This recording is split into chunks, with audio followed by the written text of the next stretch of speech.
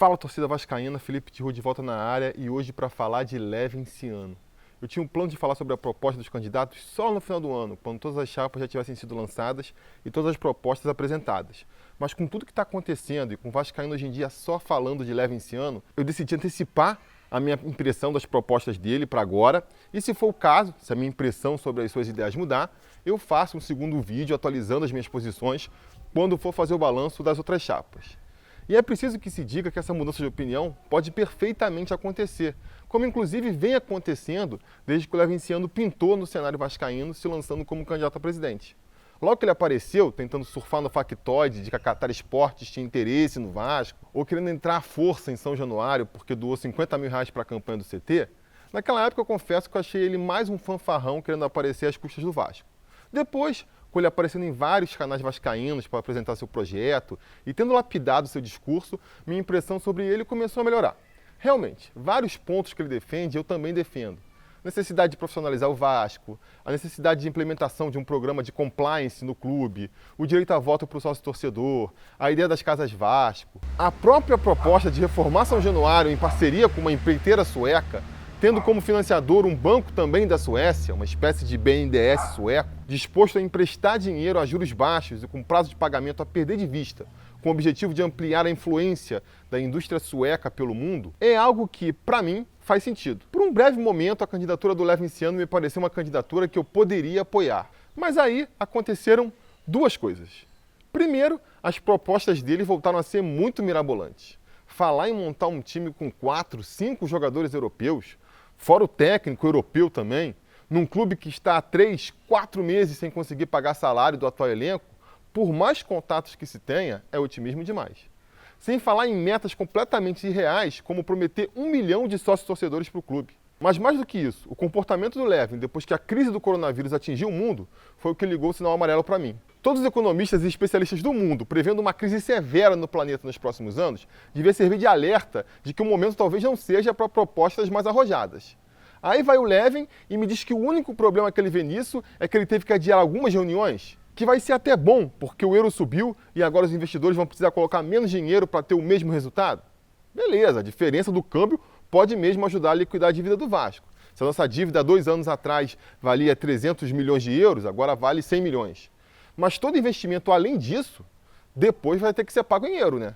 Se a gente pegar mais 200 milhões de euros para investir agora, são mais 200 milhões de euros, fora os juros que a gente vai ter que pagar lá na frente. Fora que o Balotelli, Ibrahimovic, eles vão aceitar receber em real ou vão querer os seus salários de alguma forma atrelado ao euro? Fora que um dos motivos do real estar tão desvalorizado é justamente o fato dos investidores estrangeiros estarem tirando os seus investimentos do Brasil.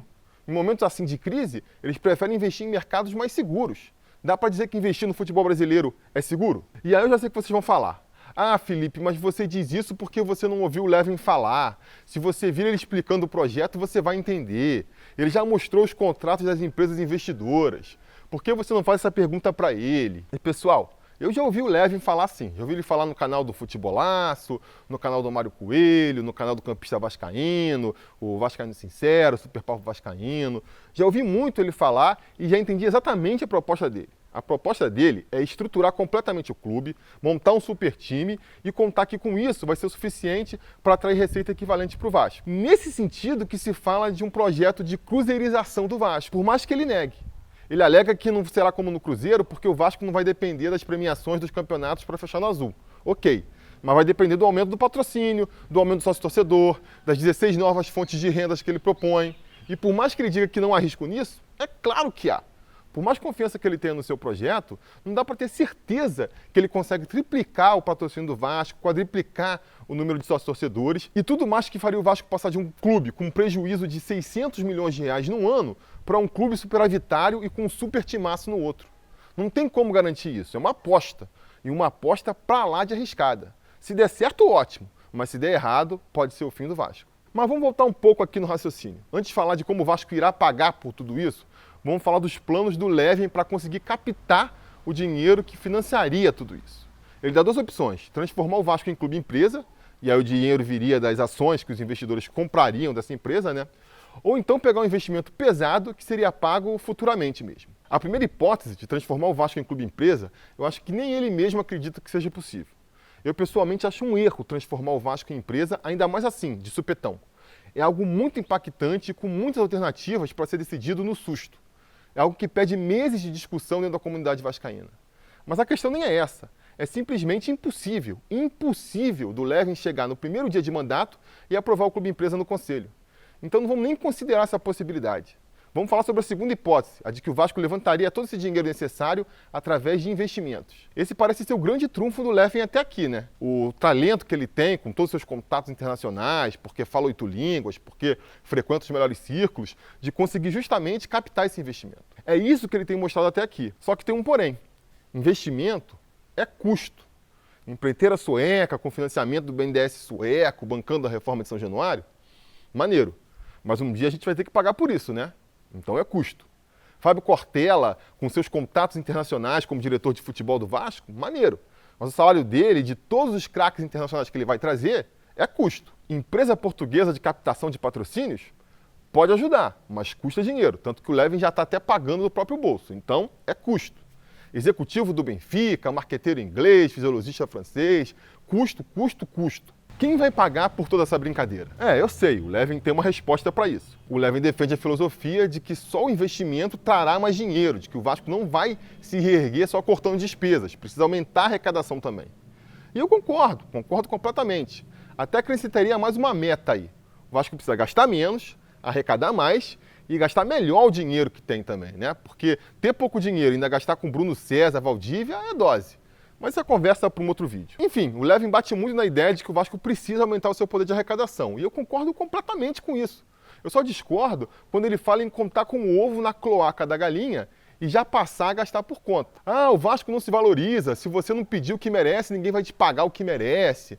Essa frase que o Levin vive repetindo é bonita, cabe muito bem no livro de autoajuda, mas funciona até a página 2, né? É claro que se eu pedir menos do que meu trabalho vale, ninguém vai chegar para mim com uma proposta melhor, falando que eu mereço mais. Mas, por outro lado, se eu pedir o que eu acho que eu valho e o mercado não avaliar da mesma forma, ninguém vai pagar o que eu cobro, certo? Se o mercado avalia que a minha marca vale 3 mil e eu peço R$1.000 de patrocínio, eu vou ganhar só 1.000, beleza. Mas, por outro lado, se eu pedir 5 mil, ninguém vai me pagar isso também. E tem mais uma coisa, o mercado tende a se autorregular. Se eu estou cobrando R$1.000 de patrocínio e o mercado tem a avaliação de que minha marca vale 3 mil, o que é normal de acontecer? Alguém aparecer e falar, opa, os caras valem 3 mil e tem um patrocinador que paga 1.000, eu vou lá oferecer 2 mil para eles e vou aproveitar esse deságio aí. E logo aparece outro oferecendo 2.500, e aí depois aparece outro oferecendo 2.750, e logo o patrocínio vai estar mais ou menos ali no valor que o mercado avalia como certo. Então essa história de que o Vasco tem patrocínio baixo porque não sabe avaliar o seu valor e que o Levin vai chegar lá e só por saber o valor da marca Vasco vai sair da sala do patrocinador com um patrocínio 3 vezes maior, me parece uma história da carochinha. Mesma coisa esse papo de que ele tem contado a história do Vasco para investidores estrangeiros e que ao conhecer a história todo mundo fica logo animado para investir no Vasco. Não me entendam mal, eu concordo completamente com o slogan que o clube adotou aí, que o Vasco tem a história mais bonita do futebol. Mas o investidor não está interessado em história, né? Está interessado em dinheiro. E se uma bela história pode até ajudar no storytelling, no branding da marca, não vai ser isso por si só que vai trazer dinheiro para um clube. Ou vocês aí estão super por dentro da história do Barcelona, do Real Madrid, do Paris Saint-Germain, do Manchester United. O que traz atenção mesmo para um clube, e consequentemente dinheiro, é o time vencedor, é o time que ganha campeonatos. Pois saiba, Felipe, que o Levin já tem a solução para esse problema. É por isso que ele vai contratar 5 jogadores europeus e atrair os olhos do mundo todo para o nosso futebol. E isso vai atrair patrocinadores. Então, também tenho problemas com esse discurso aí. Até porque esse papo de trazer jogadores estrelados, achando que eles vão se pagar, não é nada novo e raramente dá certo. Fala-se muito do Seedorf no Botafogo como exemplo de sucesso, mas a real é que mesmo com todos os holofotes que ele atraiu para o clube, o Fogão saiu mais endividado do que entrou na aventura com o holandês. A vinda do Juan Fran e do Daniel Alves, capitão da seleção brasileira, campeã da Copa América no mesmo ano, deixaram São Paulo com prejuízo de 70 milhões no ano passado. A própria contratação do Ronaldo Fenômeno pelo Corinthians, lá em 2008, tratado por aí como o grande case de sucesso desse tipo de aposta, gerou grana suficiente apenas para bancar o salário do jogador. Não que eu seja contra ter um jogadoraço atuando pelo meu time de maneira sustentável, claro que não. Mas além disso ser uma baita exceção, Não vai ser isso que vai diminuir a dívida de clube nenhum. Ou seja, não vai ser o Balotelli, atualmente jogando na lanterna do campeonato italiano, o Yaya Touré, na dúvida se vem para o Brasil ou encerra a carreira, ou o Giovinco, há anos escondido em campeonatos pra lá de questionáveis, como o norte-americano ou dos países árabes, que vão fazer os investidores internacionais voltarem seus olhos para o Vasco. Mesmo se a gente estivesse trazendo o Messi, o Salah e o Iniesta, ainda assim, essa missão de atrair olhos internacionais para a gente seria ingrata, já que o horário dos jogos aqui no Brasil fazem as partidas serem transmitidas de madrugada lá na Europa. A ideia de uma internacionalização da marca Vasco, como o pessoal gosta de dizer, não vai ser feita da noite para o dia. Mas e o mercado interno? Se o Vasco voltar a montar um timaço, vai vender muita camisa, vai lotar estádio, vai explodir sócio-torcedor. Olha, realmente, se o Vasco montar um timaço, eu acredito que as receitas do clube tendem a subir. Eu só não aposto muito nelas subindo tanto a ponto de pagar todos os salários desses caras e ainda por cima liquidar a dívida do Vasco. Ainda mais em tempos de pandemia, quando a gente nem sabe em quanto tempo os estádios voltarão a poder liberar a lotação máxima e nem o impacto que a crise financeira que vem por aí vai ter no torcedor vascaíno. Se fosse algo tão fácil assim, estava todo mundo fazendo. O mesmo vale para as outras propostas do Levy. A ideia de ter 13, 16 fontes diferentes de receita é excelente. A ideia das Casas Vasco é muito boa, como já disse no começo. E perseguir 1 milhão de sócios torcedores que seja, deve ser uma meta mesmo. O complicado é achar que todas essas fontes vão começar a dar retorno imediato a ponto de já irem conseguindo bancar todo o investimento que está sendo feito. Ah, Felipe, mas se ele conseguir 10% do que ele está prometendo, já vai ser bom demais. Aí que tá. Pela maneira que ele está construindo o projeto dele, não. Se o cara vai pegar 700 milhões de investimento, vai montar um time de galácticos, vai reformular completamente São Januário, vai contratar um corpo de profissionais de gabarito, tudo isso só para começar o projeto, então lá no final, a parada tem que dar 100% certo para a gente conseguir recuperar os 700 milhões e pagar nossos credores. Se funcionar só 10%, a gente consegue até montar um time maneiro, conquistar alguns títulos, mas se lá na frente, na hora de acertar as contas, a gente não tiver os 700 milhões para quitar a dívida, aí a gente vai ver mais um voo de galinha e o clube tendo uma nova recaída. Será que o Vasco aguenta mais um tranco desse? Mas Felipe, o torcedor está sofrendo há 20 anos, o torcedor não aguenta mais esperar. Olha, eu acho que a gente aguenta, viu? Acho que se a gente vir algum sinal de melhora, a gente aguenta. Não precisa mudar de time fugindo do rebaixamento para o Real Madrid das Américas em uma temporada. E depois, o que pode se fazer? Eu não aguento mais ser pobre. Aí vai ser ir num banco e pegar um empréstimo de R$1 milhão que vai resolver meu problema? Não, né? A longo prazo isso só vai piorar ainda mais a minha situação. E aí vai ter quem fale que eu estou pensando pequeno, que o vascaíno se acostumou a pensar pequeno. A galera tende sempre a polarizar as coisas, né? Talvez seja sinal dos tempos aí. Se eu não quero ir a Touré, é porque eu estou satisfeito com o Erle. Se eu não compro o plano megalomaníaco do Levy, é porque eu não me importo de continuar vendo o Vasco na vala que ele está. E não é verdade. Assim como não é verdade que o Vasco está onde está por conta da sua política de austeridade. O problema do Vasco são outros. Entre eles, ter demorado tempo demais para praticar uma política de austeridade. Eu espero que a próxima gestão mude muita coisa no clube. Eu espero que a gente comece a ver, já no primeiro dia, essa mudança do clube. Mas querer saltar etapas e passar de time falido para time milionário num piscar de olhos é querer ser iludido demais para minha cabeça. Nenhum time no Brasil conseguiu isso. O Flamengo, que muitos usam aí de referência em termos de valores que o Vasco deve buscar, não chegou nesses patrocínios da noite para o dia. Mas por algum motivo, o Levy conseguiria fazer isso com o Vasco. É esmola demais, o santo desconfia. E eu não estou aqui duvidando da intenção do Levy. Acho que ele realmente acredita que pode levar o Vasco ao patamar que ele promete levar. A justificativa de que o Levy tem uma reputação e não iria queimar sua imagem numa aventura não me convence justamente por conta disso. Ou você acha que quando o Dinamite virou presidente do Vasco, ele também não tinha uma reputação a zelar? Por que ele embarcou na aventura de ser presidente do Vasco? Porque ele achou que seu mandato seria um sucesso. Me parece óbvio. O Levy me parece o mesmo caso. Não tenho dúvida de que ele é um cara confiante e que acredita no próprio taco. Não teria chegado onde chegou na carreira se não fosse assim. Mas talvez, até por ter acumulado muito mais vitórias que derrotas na vida, tenha passado a achar que pode tudo. E não pode. A tentativa de anunciar um reforço na semana passada, quando ele pôs os pés pelas mãos e atrapalhou sozinho, é uma pequena demonstração de que, às vezes, o excesso de confiança pode fazer a gente tropeçar.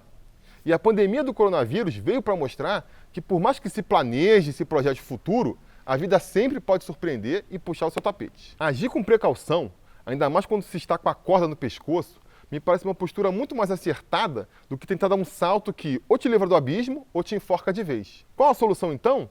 Fazer as coisas no tempo certo. Arruma a casa, Atrai os parceiros, junta a grana e só então, com dinheiro no bolso, começa a fazer os investimentos de acordo, sem querer pôr a carroça na frente dos bois. Enfim, eu sei que tudo que eu falei aqui pode frustrar muitos vascaínos que vêm no Levem a esperança de ver de novo o Vasco dos Sonhos já no ano que vem. Eu entendo, a gente merece demais isso, depois de tanto tempo de sofrimento. Mas repetindo uma analogia que eu gosto muito de fazer, a gente está num buraco fundo demais para achar que vai escapar dele com um pulo só. E enquanto a gente tentar sair pulando, a gente nunca vai sair do lugar. Não tem jeito. A gente vai ter que sair desse buraco escalando mesmo. É mais sacrificante, é mais demorado, mas é o único jeito da gente voltar para a superfície. Você não acha? A gente vai se falando. A realização desse vídeo só foi possível graças ao apoio inestimável dos conselheiros do Sobre Vasco. Ajude você também ao Sobre Vasco continuar no ar, se tornando um apoiador em apoia.se/Sobre Vasco ou sendo um membro do canal aqui no YouTube.